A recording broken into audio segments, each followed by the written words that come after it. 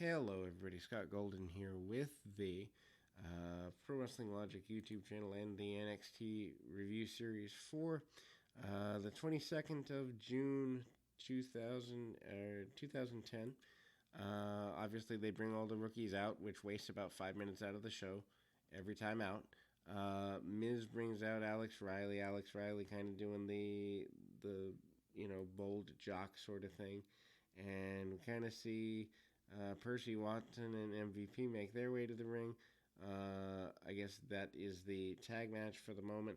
Percy Watson, again, a guy who just has a really goofy charisma. I think he could have gotten over with kids more than he was given a chance to. MVP and Miz kind of get in there, start the match off. Really basic match, but Percy Watson asks for the tag, gets in there, goes around with the Miz for a bit, side headlocks, basic stuff, nothing to write home about, but the basics are there, and that's what they want to see, and they want to kind of get that over on television as well. MVP comes back in and shoots Alex Riley to the outside. Alex Riley, probably the guy that had the most potential of the bunch at the time. Anyway, Miz cinches up on Riley, gets a vertical suplex, snaps him over pretty well. Basic stuff. Nothing to necessarily write home about, but at the same time, it still gets things done. Big splash in the corner, and Miz and Riley have cut the ring off successfully on Percy Watson. Choke out over the bottom rope, try to keep him down as best they can, and kind of see that going around and around. Tag off to MVP, hot tag, well, lukewarm at best. Kind of an overhead suplex style throw by MVP. MVP does a really good job cleaning house. Actually, worth going back and kind of looking at MVP as a bit of a babyface at the time. Alex Riley having a good run of it and running headlong into the feet, as it were, and ultimately, drops the elbow, and there we go. Ultimately, hard kick by Riley, and Percy gets knocked back. Miz comes back in. Miz does a bump and feed for Percy Watson. Big shoulder tackle by Watson, who actually I think had a lot more talent than he was, I won't say given credit for, but ever really allowed to show fully. Cut off by the Miz. Miz gets a cheap pinfall and talking a lot of junk to his adversary there. Then we go to obviously Miz and O'Reilly win with some chicanery to be had. Then we go to a hype piece on Titus O'Neil. Basically, he talks about coaching kids, having to come up hard.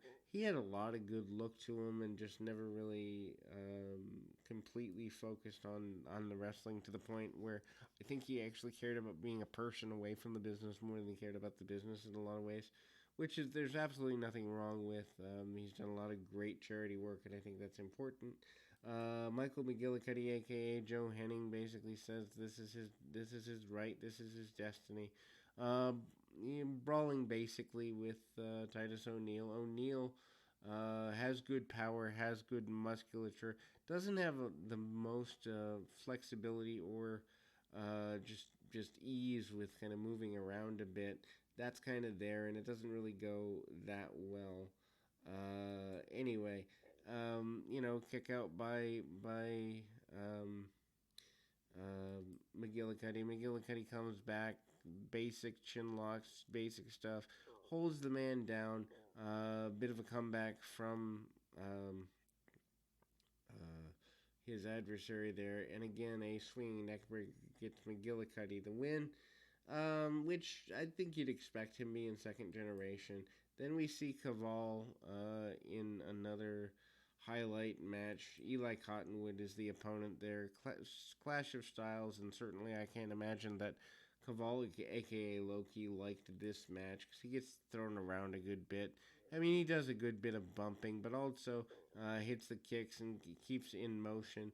The big guy against the small guy when you're trying to actually put over star power, though, I don't know that necessarily does a lot of good for Loki, aka Kaval, but does good for Cottonwood. Cottonwood throws him around. The pros acknowledging his power from the stage, actually writing some notes on the stage a couple of times. I wonder if the notes are real, Then you see kind of the chokehold.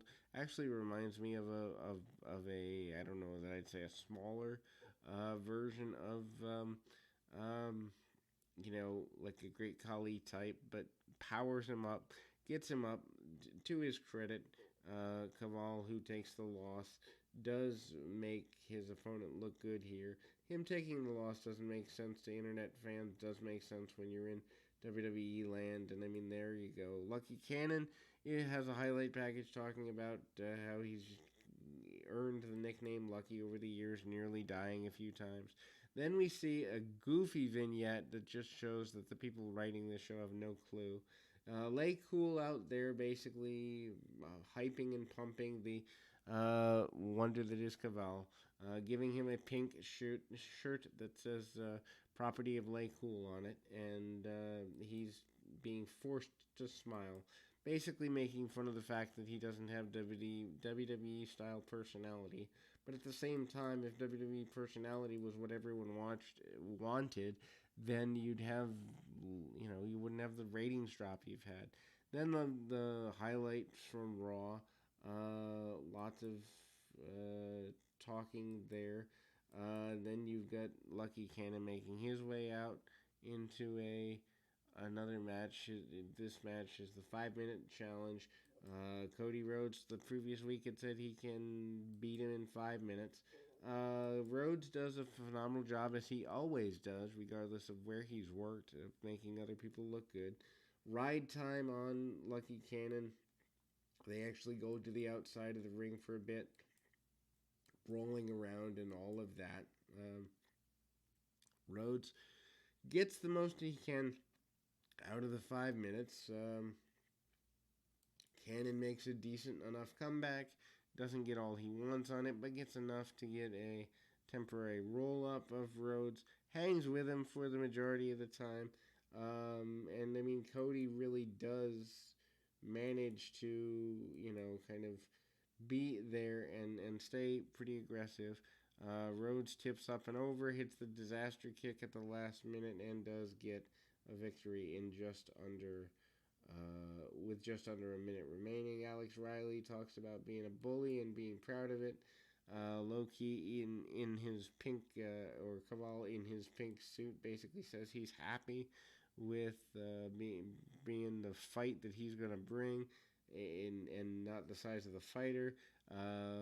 Titus O'Neil says he's overcome a lot, just like everyone there watching at home.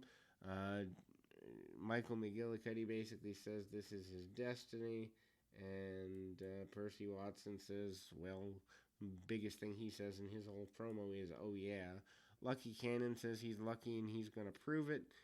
He also isn't that intimidated by Cody Rhodes.